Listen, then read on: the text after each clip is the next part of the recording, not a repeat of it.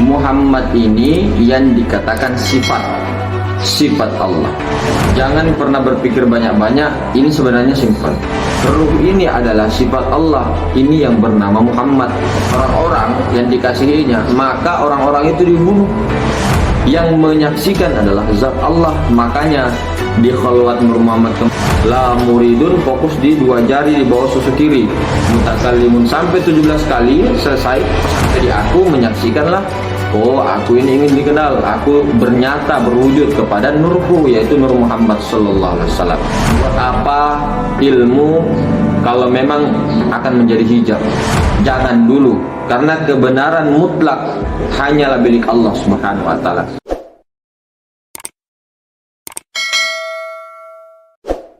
Assalamualaikum warahmatullahi wabarakatuh.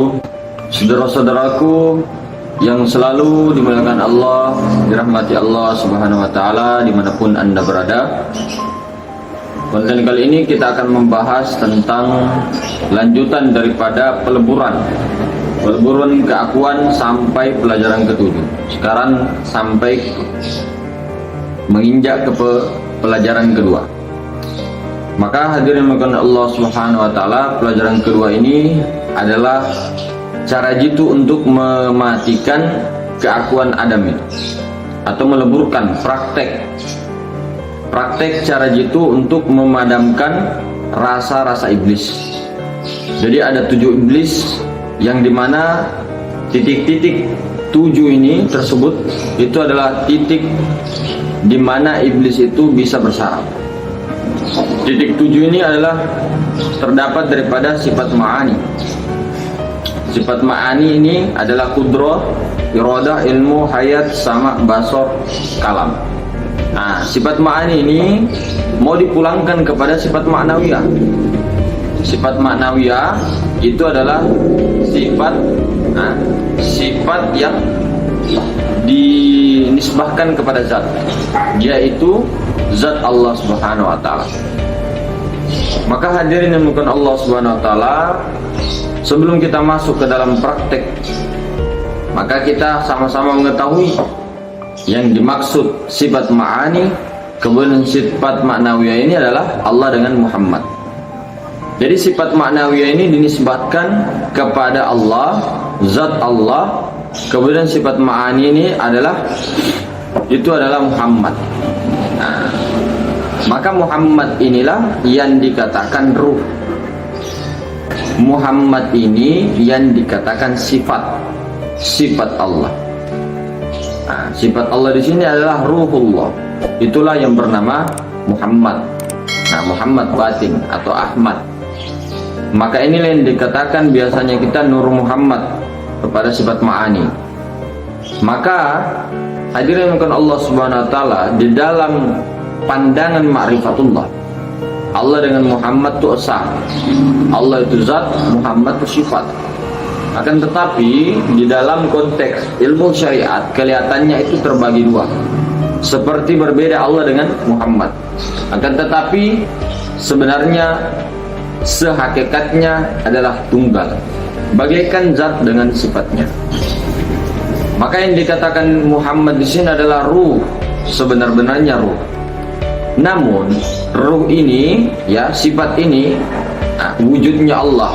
Sifat ini, wujudnya Allah ini masih laisa. Makanya ditajallikannya batang tubuh. Nah, sehingga sempurnanya Nur Muhammad memandang kepada batang tubuh. Karena kalau tidak ada batang tubuh, Nur Muhammad tidak bisa dikenal. Tidak akan bisa dikenal. Makanya ada batang tubuh. Cuma kalau orang ini tertahan daripada rupa-rupa atau bentuk-bentuk, maka dia ini pandangan yang keliru. Akan tetapi meneruskan kepada Nur Muhammad, menjadikan semua batang tubuhnya adalah Nur Muhammad, kemudian nyawa itu adalah Nur Muhammad, atau Ahmad batin, Nur Muhammad batin. Maka inilah yang pandangan yang sangat-sangat luar biasa. Maka jangan bingung, jangan pernah bingung, jangan pernah berpikir banyak-banyak. Ini sebenarnya simpel. Coba ikuti, ya. Yang disebut Muhammad itu adalah ruh. Ruh ini adalah kenyataan wujud Allah. Ruh ini bukan Allah. Yang mana ruh? Si hidup. Hidup itu adalah Nur Muhammad. Hidup itu, si hidup itu bukan Allah, namun tiada lain. Hidup itu adalah kenyataan Allah. Allah itu adalah yang maha hidup, yang menghidupkan yang hidup. Nah, jadi yang hidup itu adalah Nur Muhammad. Ruh. Ruh ini ya adalah sifat Allah. Nah, ini kita pelan-pelan. Nah, sifat pastinya mempunyai asma. Asma mempunyai af'al. Maka sempurna. Nah, itu ya, Muhammad tuh ruh awalnya. Maka ketika dipandang kepada diri, pandanglah isi hidup. Nah, itu Nur Muhammad. Ketika memandang binatang atau memandang semuanya, jangan pandang binatangnya, jangan pandang alam semestanya, tapi pandanglah si hidup, itu Nur Muhammad. Nah, Nur Muhammad. Pandang semua alam semesta, Nur Muhammad. Pandang semua batang tubuh dari baik dalam keadaan membuka mata ataupun menutup mata, pandanglah semua zahir batin itu Nur Muhammad. Nah, ketika nanti ya, ketika sudah paham di wilayah ini, dimesrakan caranya. Ketika membaca zikir, misal la ilaha illallah Muhammadur Rasulullah, la ilaha illallah Muhammadur Rasulullah. Ini membaca, yang membaca ini jangan tertahan di mulut. Yang membaca, yang berzikir ini adalah ruh. Ruh ini adalah sifat Allah. Ini yang bernama Muhammad, Nur Muhammad. Cuma kalau tidak ada mulut, nah, tempat tajalli daripada Nur Muhammad tidak akan ketahuan, tidak akan kelihatan. Nah, begitu Nur Muhammad mentajallikan lagi dirinya kepada batang tubuh sehingga sempurna zahir dan batin. Jadi ketika berzikir, untuk yang sulit menerka, ketika berzikir la ilaha illallah, Allah, Allah, Allah. Nah, itu yang berzikir itu si hidup. Yang berzikir itu adalah ruh. Nah, ketika sudah paham yang berzikir adalah ruh, baik itu dalam keadaan zahir maupun batin, nah, zat Allah itu yang menyaksikan ruh atau Nur Muhammad memuji dirinya sendiri. Jadi sebenarnya pada hakikatnya Allah Ta'ala sendiri memuji dirinya melalui tajallinya Nur Muhammad. Nah, begitu saudara. Jadi memang tidak ada yang mampu memuji Allah, berzikir kepada Allah kecuali Allah Ta'ala sendiri. Kalau memang Allah cinta kepada orang-orang yang dikasihinya, maka orang-orang itu dibunuh. Orang-orang itu dihancurkan keakuannya sehingga ditajallikan dirinya. Allah mentajallikan kepada orang itu sehingga berzikir, sehingga bersolawat, sehingga memuji Allah. Padahal yang memuji itu adalah Nur Muhammad. Nur Muhammad ini adalah Allah itu sendiri, tiada lain kenyataannya. Jadi Allah Ta'ala memuji dirinya sendiri melalui Nur Muhammad. Nah, Nur Muhammad memuji ke zat menyaksikan Nur Muhammad. Jadi seperti itu saudara, simple. Nah, nanti caranya untuk yang tidak sibuk, tidak terlalu sibuk, setiap selesai habis sholat subuh, duhur, asar, maghrib bisa dikerjakan. Jika sibuk, ya terserah saja, minimal satu hari satu kali itu pernah melakukan ini. Prakteknya begini, duduknya biasa ya, duduknya biasa. Memakai tasbih bagus atau tidak juga tidak apa-apa, silakan. Mau duduk bersila, duduk apa, silakan, terserah. Mau juga dalam keadaan aktivitas atau apa, berdiri duduk, terserah. Nah, misal habis sholat subuh, misal kalau mau kita kerjakan habis sholat subuh, nanti duduk. Nah, nanti duduk, pejamkan mata atau berdiri atau apalah, pejamkan mata. Kemudian kita ini fokus dulu kepada bacaan. tapi fokusnya kepada bacaan sambil sadar dalam Nur Muhammad. Nah, nanti yang membaca, yang mendengar, apa semuanya itu adalah Nur Muhammad.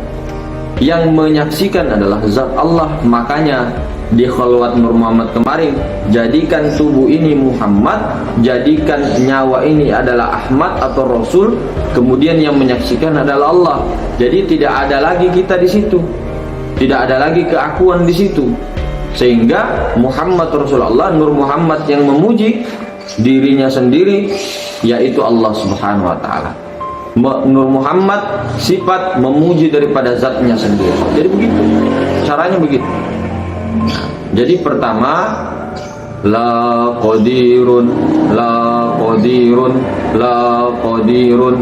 Nah, itu fokusnya kepada tangan dan kaki, atau tangan saja ketika bertasbih begini. La qadirun, la qadirun, la qadirun, la qadirun. Itu 17 kali. Baik itu mau dalam hati kah, mau diucap lisan kah, jahar kah, terserah, atau dua-duanya, zohir batin itu boleh. Yang penting kesadarannya, ya, jangan lupa yang berzikir itu Nur Muhammad, yang menyaksikan adalah Allah Ta'ala.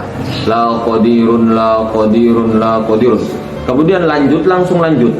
La muridun, fokus di 2 jari di bawah susu kiri. Ini mirror ya, 2 jari di bawah susu kiri, latifatul qalbi. Itu langsung la muridun, la muridun, la muridun, la muridun. Nah, ini 17 kali juga. Kemudian sambung. La alimun di kepala atau di otak. La alimun, la alimun 17 kali juga. Kemudian sambung lagi. Dinaik turun nafas. La hayyun, la hayyun, la hayyun, la hayyun 17 kali juga. Kemudian sambung lagi, la sami'un di pendengaran. La sami'un, la sami'un, la sami'un 17 kali sambil sadar. Yang penting di sini sebenarnya bukan anunya ya. Memang penting bacaannya, ritualnya penting, tapi yang paling penting itu kesadarannya. Kesadaran Allah menyaksikan sifatnya, yaitu Nur Muhammad memuji dirinya. Jadi sifat memuji zat, zat menyaksikan sifat, begitu ya, ingat-ingat. Nah, kemudian setelah la sami'un 17 kali langsung lanjut la basirun, la basirun 17 kali. La basirun 17 kali. Nah, kemudian la mutakallimun kepada ini mulut atau lidah fokusnya. Kalau tadi mata, la basirun itu kepada kedua penglihatan.